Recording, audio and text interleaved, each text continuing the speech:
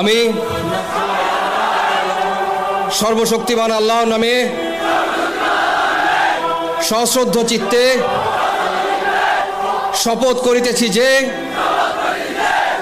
আমি গণপ্রজাতন্ত্রী বাংলাদেশ ও বাংলাদেশের সংবিধান এবং রাষ্ট্রপতির প্রতি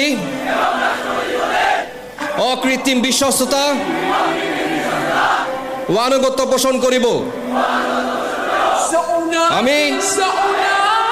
আমার অপরিহার্য কর্তব্য মনে করিয়া আমার উপর ন্যস্ত বাংলাদেশ সেনাবাহিনীর কর্তব্য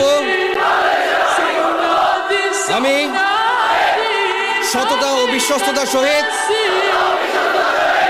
পালন করিব এবং আমার প্রতি জল, স্থল ও আকাশ পথে যেখানেই যাইবার আদেশ করা হইবে সেখানেই যাইব। আমি